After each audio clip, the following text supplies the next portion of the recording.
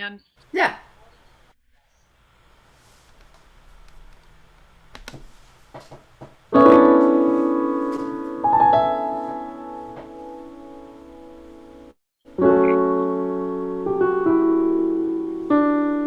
I like a minute chat.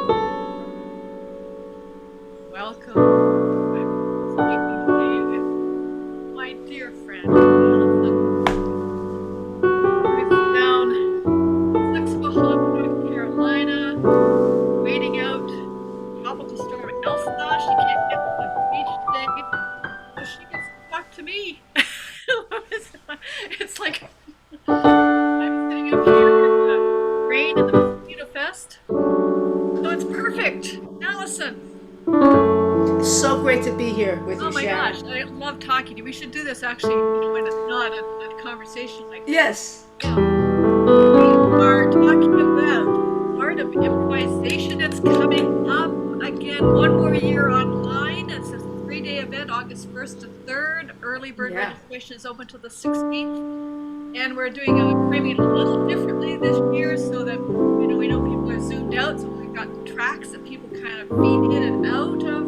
And Allison, as you can hear, is a pianist and a composer and just a lovely, lovely person. And her session is about and for pianists. Pianist. Allison. Yeah. Yeah. Let's talk about the pianist, which is could be everybody. It can be everybody. Yes, Yeah. absolutely, and So that's the this session point. can be for people whether they've got piano background or not. Yes, absolutely, absolutely, and we're going to offer it. It's a 3-day workshop, and so we're going to have a session each day. The first day will be all about soloing. It's an easy place to start. It's just you and the piano, and making a space for you to start exploring it in a way that you haven't before. You've been afraid to, or somebody said, "Don't do that." We have none of that. We're not about Um, that. so I know a lot of. Well, I had one friend who came to do some study with me with drum, and he wound up playing clarinet, and he grew up in a home where they had a piano, and he would go to play on it. He just loved music. Anything I'd offer, he would come and do. Didn't really matter. Yeah. It was just his way in. And he had it was heartbreaking because they had a piano at home, and his mother would say, "Don't touch that piano, Dick. You'll knock it out of tune." Oh, So oh, he that's didn't come heavy. into his musicianship until the 60s. That's heavy. It's sad. I Yeah, mean, that's more than sad. yeah. So It we, is. we know there are a lot of people who have a similar story around music making and the piano, which can be so intimidating. Mm-hmm. So if But in somebody's got a piano, so let's say they've got this piano or they keyboard or they haven't played for decades or they played when they were a little kid and they got slapped on the wrist or whatever happened as a child and whatever that story is, but they do have something that they can play on. mm-hmm. How do they come in? How do they come in? Well, in fact, there's a lot of instruments that are a little challenging to get in. Like if you have to blow something, a flute or a reed instrument, you just spending the beginning times just figuring out how to do that. And here at a piano, assuming that you have appendages that are usable Of any sort, or a of any stick. sort, just hit a note. And if there's some testosterone in the room, I make space for that. I say, you want to go like this, you go right ahead. See what that feels like. So we've got yay energy and music for people and ooh energy, and Mm-hmm. one of the big games we've played in music for people is Tai Chi piano, which Yes. really takes that yin approach. Can you just and yeah, so your first workshop's going to be in soloing. So let's just look at Yeah. that first and let's play around Okay. with that. And so if any of you are out there and you do have access to a keyboard, or even one on your desk that doesn't, you can silently play and imagine because it's almost as good. Mm-hmm. Play along. So we've Yeah. got So we take a breath. we let go of everything that's come before, and we know that in this space we can't really do anything wrong because it's about exploring. It's about exploring this instrument and how can I make it sound in a way that supports me as a human being, really, because this is about expressing ourselves as human beings. We have this ability. So take a hand, let it drop on a note, and just be with that sound. And when you're ready, another.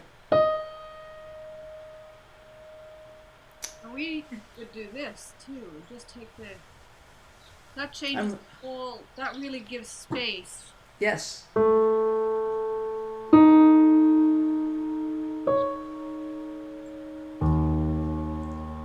You don't have to think about singing. You don't have to think about what am I doing. You're just using your hand and being there and just walking through the musical forest.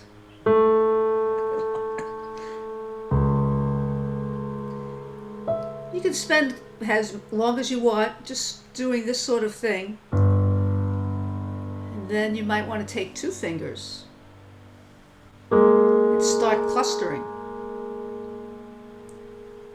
I'm going to go back to the 2 fingers first. And what's happening when you start to go between notes, between pitches, is we think about the notes, but really we can also think about the relationship that's occurring in between the notes. You know, you can be with the note, listen to it fade, then you add this next note. Now you've created this relationship. You can kind of sink in, and it's really neat to do that and just and put the pedal on and just do that and listen in between. And at some point you might find, so you add a second note.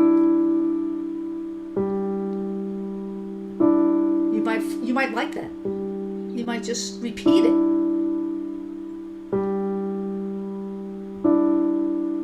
You could split it up. And look, Mom, I'm playing. I'm playing the piano. Yes, you are. And it's perfect and beautiful. And then that actually, if you are with someone, and if you're doing this, suddenly, and you've never played the piano before, but you have someone in your life who will sing with you.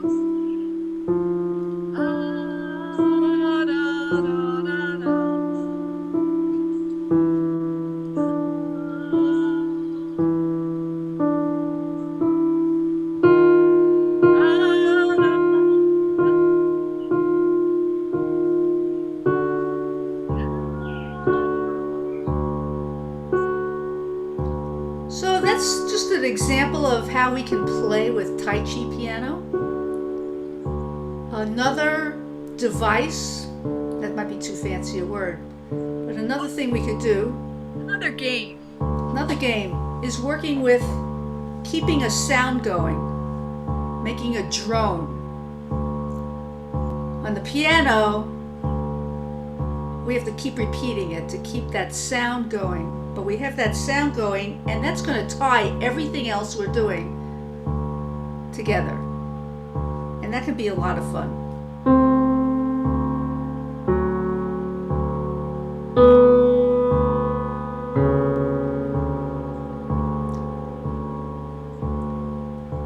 You might notice that there's sometimes when you play 2 notes together like that, what does that feel like?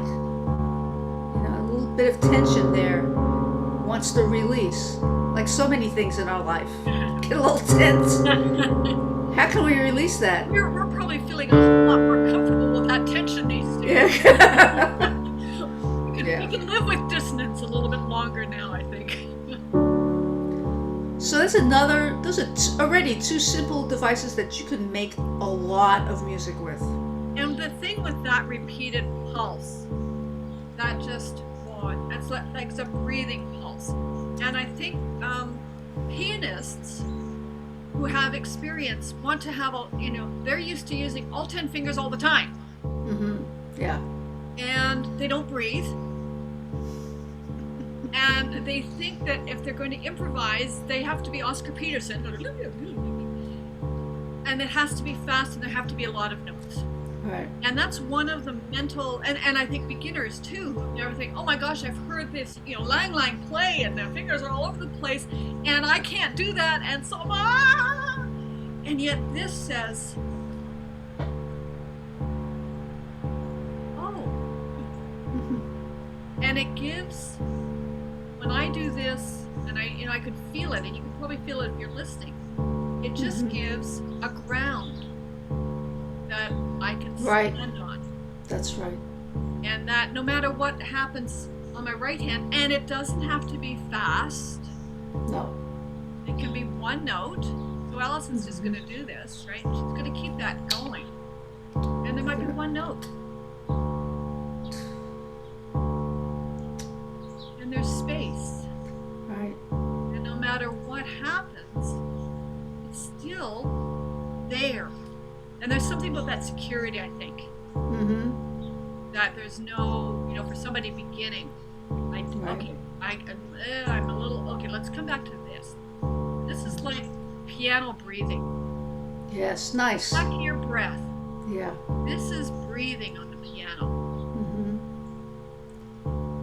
So Tai Chi piano and a drone, and in our soloing session, we'll explore some other techniques that you can explore with. But just to transition to the second session, which will be about supporting. Now we're having a relationship with another person making music. And what I'm doing now is one way to do that. If that's what you can do, that's a lot. Providing support like that for somebody else to solo over, for somebody else to say whatever they want to say musically. And when you think about it, this is where you become, and the piano is a percussion instrument, right? Because it does. Right. But in any group, think about what that drummer does. What a gift that drummer does of keeping that beat steady. And they just may be just doing that one beat. It's a huge gift. Mm-hmm. And again, we get to I want to do a lot of stuff, and that's more important than this. And I know when we've done improvs together, you just love getting into a groove and holding it. And then we'll be in a group, and we'll all do solos over it and back and forth. And we always know that Alison's going to stick it. Stick it, baby. And keep coming in. Mm-hmm. Yeah. So we'll explore in the second session different ways of supporting and starting to have some conversation. And then in the third session, more emphasis on conversation and different ways to approach it. For example, you got something there? Yeah, I just spilled something. Oh, okay.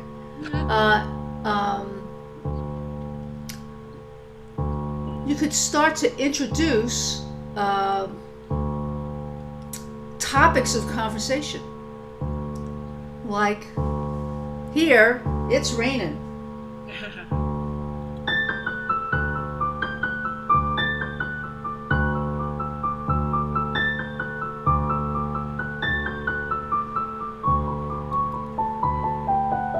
So that's what I had to say about the rain.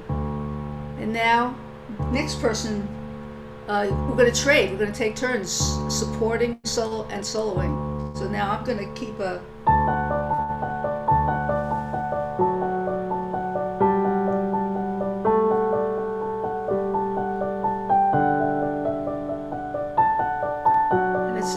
It's challenging. It's a little challenging to keep the focus. That's the practice.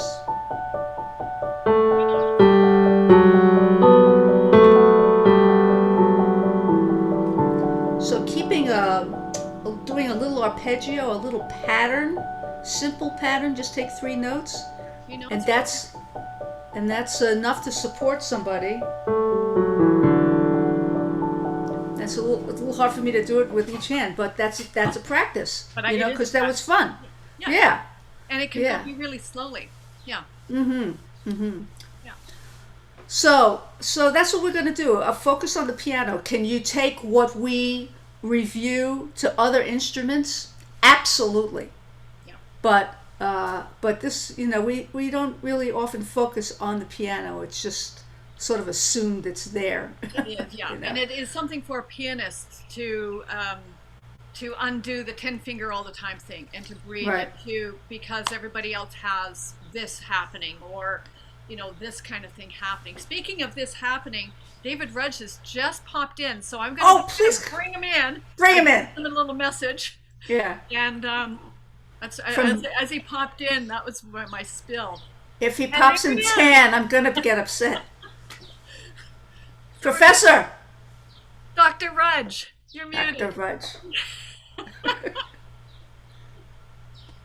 Hi, Oh, Hi there. you got some pesques there on your wall. I have Yeah. fish. Yeah. Love it. So, David, we're going to do this thing all together. The 3 of us, we're gonna blast this. And I've been here with Alison. We're talking about her session on piano, and so let's just move the conversation around. And since we've all got here, we'll just adapt and improvise, because David's in Mexico on Mexico time, I think. Maybe I should move it so we don't have the fish on the wall. Oh no, I like the fish. The wall's good. The wall's good. Yeah. Yeah. And it's like kind of ironic. You've got fish. It's raining in Saxabaja. We just are. Oh my God! The backyard is flooding here, and I'm in Mosquitoville. So we're all in this Neptunian, Piscean, sensitive, and the moon is in Cancer. You know, so you know we're all in the fields today. So this is great. So we can talk about. So Alison was talking about solo and duets and conversations with the piano as a base. David is going to be doing. You're doing ensemble. Tell us a bit about what you're doing for your session. But the other thing I really wanted to talk to you about, and we can all talk about, is the connection between Tai Chi Qigong. David and I both do Tai Chi Qigong. Do you, Alison, as well? I pretend. Okay. I pretend. Well, that's all you need to do. But the connection between, we can all talk about the connection between movement and Qi kind of movement, and how it affects and influences and supports our music making. So I'll turn it over to you, David, to talk kind of briefly about what you'll be covering in your particular sessions over the 3 days, and then we can move from there. Let's improvise.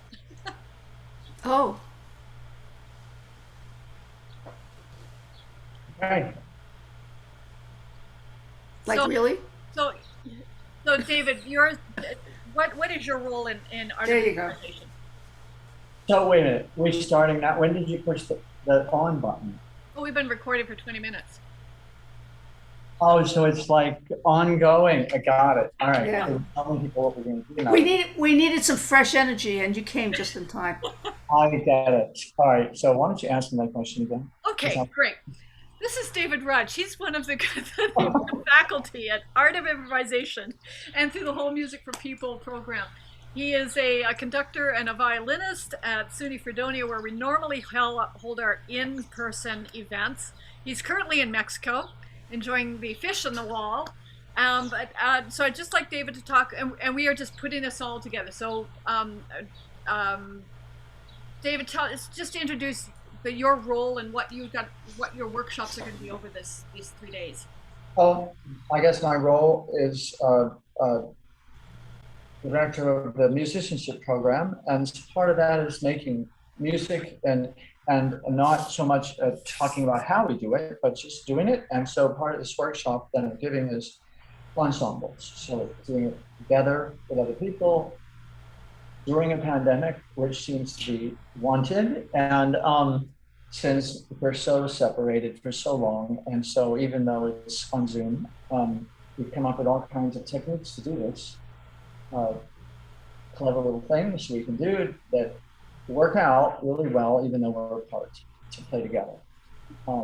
Leads to harmony because voices together make chords, and we're going to do some form with that, and just the sort of typical things that musical people does when people are together on a workshop. Really, a lot of ensemble and your work is, and Alison and I were talking about this earlier, is about relationships and conversations and connections. I mean, this is one of the things that music people has now, and we've mastered the online thing this year.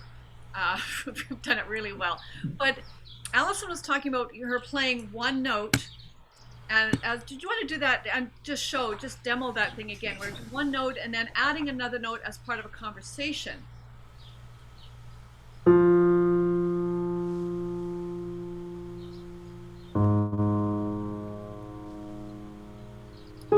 About listening in between those sounds, and then as soon as you have those relationships,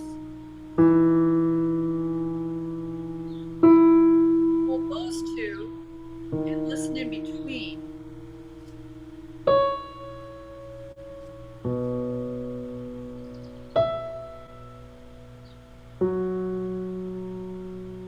And then she moved to doing an ostinato, just a regular drone.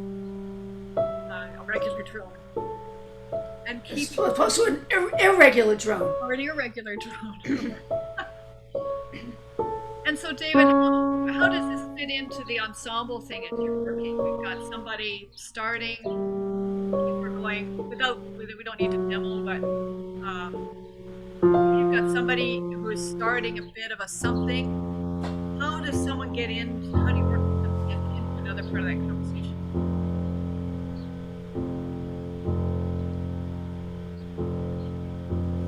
So an ensemble, I'm going to you, David. Oh, yeah, I was waiting for Alison to do something. What's interesting about just playing like that on the piano is that last night I was online with one of our members, and I was working with her and being stuck with making it inspiration onto it and the way it how the composition and then having kind of writer's block, and just not only Tai Chi piano help, but putting the claw down, and playing a chord. And then I thought, it's like you're saying, it's kind of she's alone, but how do you respond to that harmony that came out with her other fingers? And then another harmony.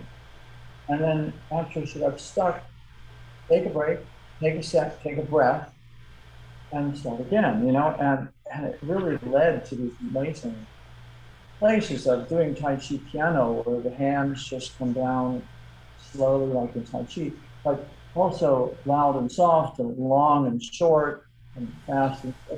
We never experimented so much with fast and slow Tai Chi piano. Like you can also see variety there, and then your own musicianship just starts to come through as you stop the exercise. So where it goes, So, and it went great places, wonderful, and whether the person's a pianist or not doesn't seem to matter. Right, that's right. Because I kept saying, what was interesting about it was the more I said listen, the better it got. And the more the thinking, the less listening. Because it's like there's I don't know who said this, but I read this recently, and it's sort of so clear in two phrases. For writers, write drunk, edit sober. It's great. It's great. You can't switch them or do them at the same time. You're either one or the other, really, and you can't mix them so well. And it's two brain processes that one. And so how would we? Okay, so if we're going to write or play drunk and refine sober, and we're not actually going to drink, well, how would we? How come out of the alcohol. Alcohol is this sort of quick, and not so healthy most of the time exit from the left brain. Yeah. You know, like the analytical brain is biologically changed, and so we come up with every kind of way to do that. It's not biological. Well, no, it is biological, but without extra substances, I guess, Yeah. right? But What are some because ways you get people out of their right into the air, out of the left and into that right without alcohol, for instance, yeah, just in right. case I mean, we, that's the point. I mean, I said not biological, but now it's been measured yeah, by scientists that it is biological. That if you do enough yoga, enough meditation, enough Tai Chi, enough drumming, enough repetition of something simple, and just any way you can to stop that overthinking, over analytical inner critic, Right. the better the music gets, and the more in the zone you get, and then you don't even know what you're doing. But yeah. it's you only listen to the recording later and say, "Wow," and that's kind of where we want to go with it. And Well, that dovetails really nicely into the connection between Tai Chi Qigong movement and how it underscores and supports and opens up our music making. So I how, think I think it's like the connection, the body-mind connection we hear a lot about, but many times it's not defined as what does that mean, really? You know, it's an Eastern medicine or Oriental medicine kind of thinking more than the West, where the West feels it can analyze yeah, to the nth degree and get something. And if you notice that if you change the mind, the body changes. I mean, even the Western medicine, the placebo effect is denigrated, but it's a big deal actually. If you think something or psychosomatic, right? So if you think something and then your body changes, or you stop thinking, body, whatever, stop worrying, you have less stress, you have better health, you know. And so, but why not the other way around? Why not change the body and then the mind changes? So if they're connected and you do it that way, and you actually physically release stress or plant yourself if you're too scattered, or slow your breathing down if your adrenaline is running it too fast, you know, or all of that, your mind changes, your thoughts start to change, you know, from worrying about something or regretting the wrong note you think you played to what are you doing right now? Like come to the present moment is the trick. And so once you're there, then you're just making music now. And that's really improvisation as where you want to go with it, you know. so one of the ways I use movement, well, I have a qigong practice or tai chi every morning right now, and doing that for a while, and that gives me like it's like underlying nutrition, like it Yeah. just gives you a baseline that is cumulative and supportive. So if my nutrition is done and I've got that and I've got my qigong or whatever we have as that healthy baseline, that means that when other things happen, we have, higher lows and lower highs just Yeah. in general. So we can manage whatever is coming at us.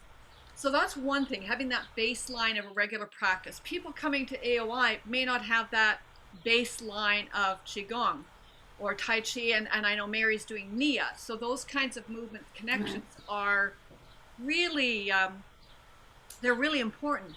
It seems that when we get stuck, like you did with your, with your ML peer, that, you get stuck and frozen, one of the things we have to have strategies for getting unstuck as a creative, because we all come to a point where there's too much input. I know that's my issue. There's so much input I can't process.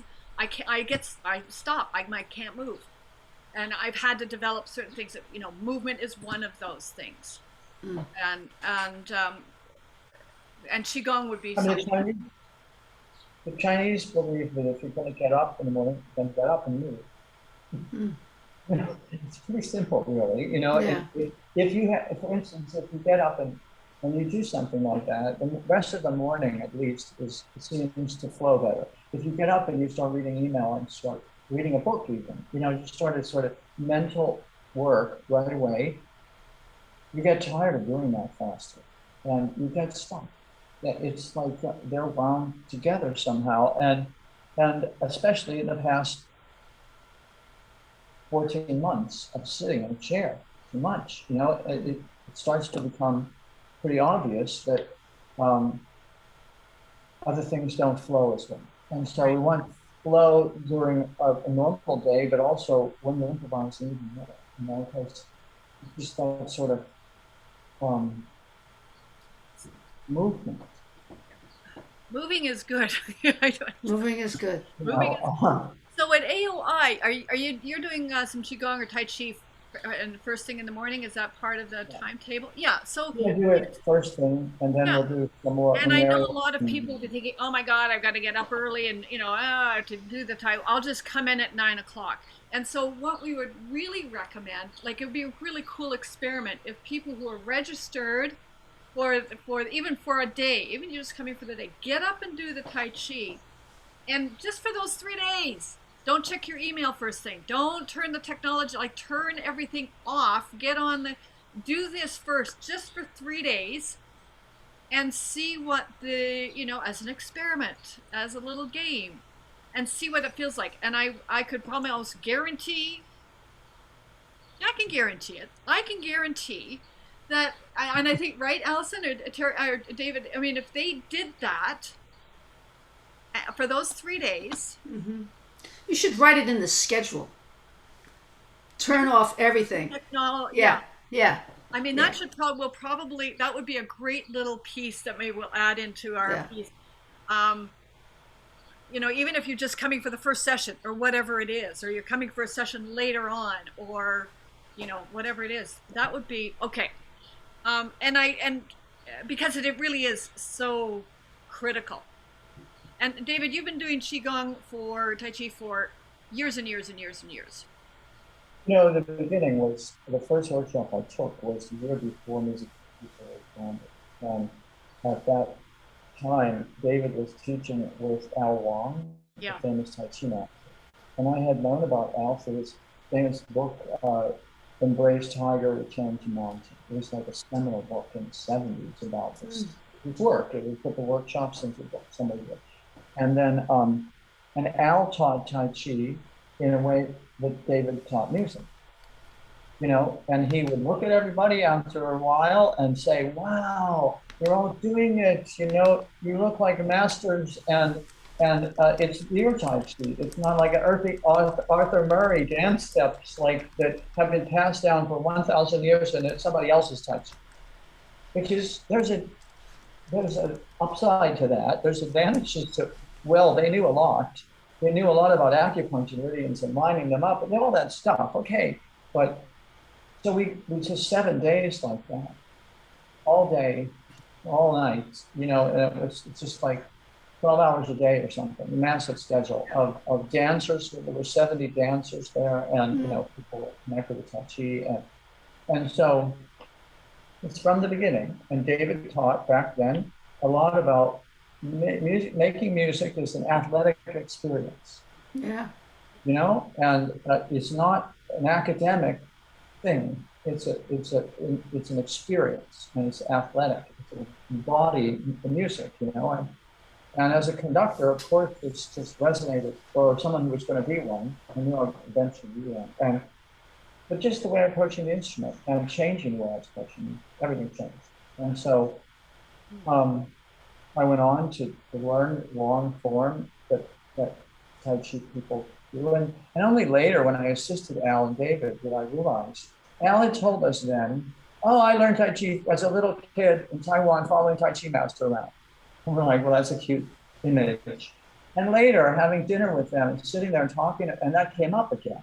And I didn't know that David said, his father was a famous general in the Taiwanese army and grew up in Taiwan. And he said, yeah, my backyard, my father's good friend was Chen Manqing. That's who came to our yard and did Tai Chi. And I'm like, wow, that's who brought it to the West. I mean, so his lineage was the real deal. Just like David was the real deal, but they see even the real things like get people stuck. Like, is my foot just in the right place? Oh, and then I can't move. I get paralyzed with perfection, and so you let it go. Oh, I know Allison has to leave in a couple minutes, and I'm going to take that word perfection and throw it over to Allison for the last Perfection? on that. Yeah. Because we all come with that. So, in your last couple minutes before you have to go, David, we'll just stay on to finish up. But Yeah, good. You have to. So what about perfection? What about perfection? Yeah, perfection is being present. Comes from being. If there is perfection, can you be fully present? Can you be fully present in a moment?